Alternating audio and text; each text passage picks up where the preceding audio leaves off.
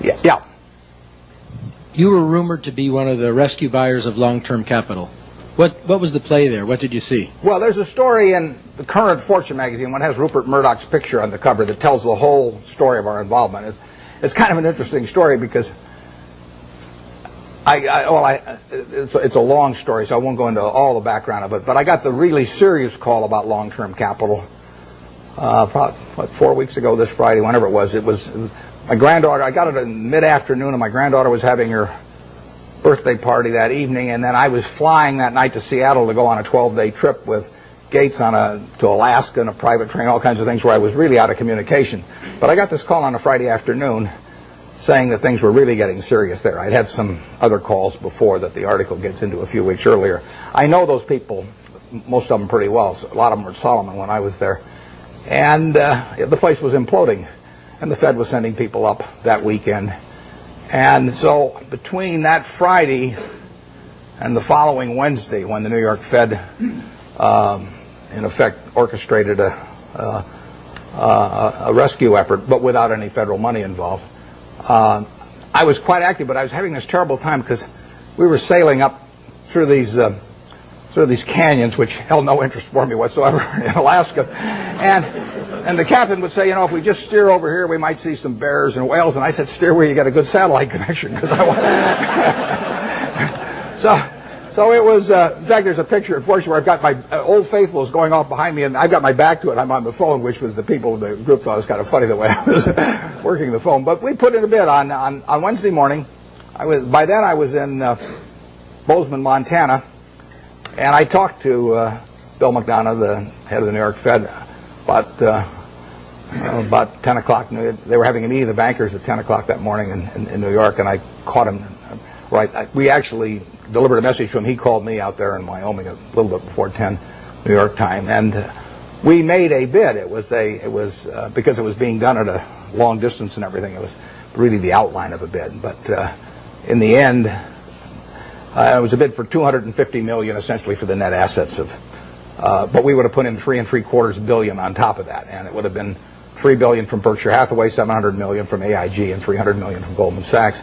And we submitted that, but we put a very short time fuse on it, because when you're bidding on $100 billion worth of securities that are moving around, you don't want to leave a fixed price bid out there very long. Plus, we were worried about it getting shopped. In the end, the bankers made the deal, and but it was an interesting period. The whole long-term capital management, and I hope most of you are familiar with it, but the whole story is really fascinating, because if you take John Meriwether and Eric Rosenfeld, Larry Hillenbrand, Greg Hawkins, Victor Agani, the two Nobel Prize winners, Merton and Scholes, if you take the 16 of them, they probably have as high an average IQ as any 16 people working together in one business in the country, including at Microsoft or wherever you want to name. So there's an incredible amount of intellect in that room. Now you combine that with the fact that those 16 had extensive experience in the field they were operating. I mean, this was not a bunch of guys who had made their money, selling men's clothing, and then all of a sudden went into the securities business or anything. They'd had in aggregate, the 16 had probably had 350 or 400 years of experience doing exactly what they were doing. And then you throw in the third factor, that most of them had virtually all of their very substantial net worths in the business. So they had their own money up, hundreds and hundreds of millions of dollars of their own money up, super high intellect, working in a field they knew, and essentially they went broke. And that, to me, is absolutely fascinating. I mean, if I ever write a book, it's going to be called Why Smart People Do Dumb Things. My partner says it should be autobiographical, but this might be an interesting illustration. And these are perfectly decent guys. I respect them, and they helped me out when I had problems at Solomon, and so they're not bad people at all. But to make money they didn't have and didn't need, they risked what they did have and did need. And that's foolish. That is just plain foolish. It doesn't make any difference what your IQ is. If you risk something that is important to you for something that is unimportant to you, it just does not make any sense. I don't care whether the odds are 100 to 1 that you succeed or 1,000 to 1 that you succeed. If you hand me a gun with 1,000 chambers, 1,000,000 chambers in it, and there's a bullet in one chamber, and you said, put it up your temple, how much do you want to be paid to pull it once? I'm not going to pull it. You can name any sum you want, but it doesn't do anything for me on the upside, and I think the downside's fairly clear. So I'm not interested in that kind of a game, and yet people do it financially and without thinking about it very much. There was a great book. It wasn't a great book. It was a great title. There was a lousy book written once with a great title by Walter Gutman. The title was "You Only Have to Get Rich Once." Now, that seems pretty fundamental, doesn't it? What difference if you've got $100 million at the start of the year and you're going to make 10% if you're unleveraged and 20% if you're leveraged 99 times out of 100? What difference does it make at the end of the year whether you've got 110 million or 120 million? It makes no difference at all. I mean, if you die at the end of the year, the guy that writes up the story may make a typo and he may say 110 even if he had 120, so you've got nothing at all. It makes absolutely no difference. It makes no difference to your family. It makes no difference to anything. And yet the downside, particularly managing other people's money, is not only losing all your money, but it's disgrace and humiliation and facing friends whose money you've lost and everything. I just can't imagine an equation that makes sense for. And yet 16 guys with very high IQs who are very decent people entered into that game. And I think it's madness, and it's produced by an over-reliance to some extent on things. Those guys would tell me back when I was at Solomon, that a 6 Sigma event wouldn't touch us, or a 7 Sigma event, but they were wrong. I mean, their history does not tell you the probabilities of future financial things happening, and they had a great reliance on mathematics, and they felt that the beta of the stock told you something about the risk of the stock. It doesn't tell you a damn thing about the risk of the stock, in my view. And Sigmas do not tell you about the risk of going broke, in my view, and maybe in their view now too. But I don't like to even use them as an example because they are.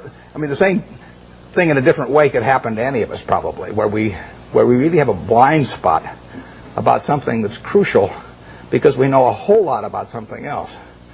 It's like Henry Kaufman said the other day. He said the people that are going broke in this situation are just two types: the ones who knew nothing and the ones that knew everything. And it's sad in a way.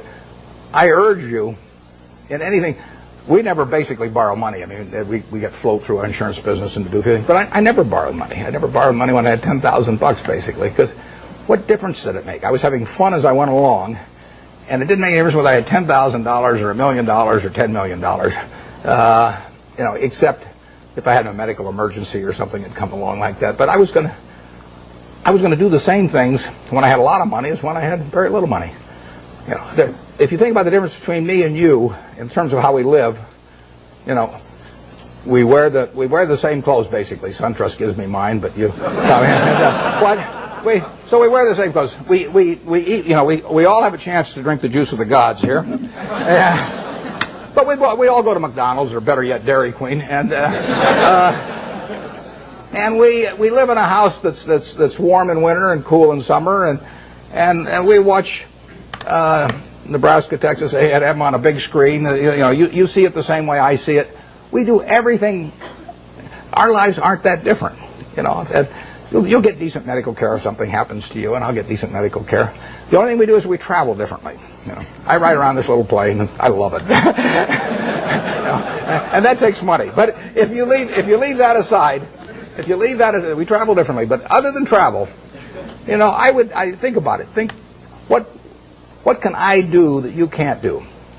Now, I get to work in a job that I love, but I've always worked in a job I love. I loved it when I loved it just as much when it was a big deal if I made $1,000. And I urge you to work in jobs you love. I mean, I think you're out of your mind if you keep taking jobs that you don't like because you think it'll look good on your resume. I was with a fellow at Harvard the other day who was taking me over to talk, and he was 28, and he was telling me all what he'd done in life, which was terrific. And then I said, "What are you going to do next?" And he said, after I get out my MBA, he said, "I think maybe I ought to go to work for a management consulting firm because it'll look good on my resume." And I said, "Wait a second, you've been 28, you've been doing all these things. I mean, you've got a resume that's 10 times as good as anybody I've ever seen it already." I said, "If you take another job you don't like, I said, isn't that a little like saving up sex for your old age? There comes a time when you ought to just start doing what, So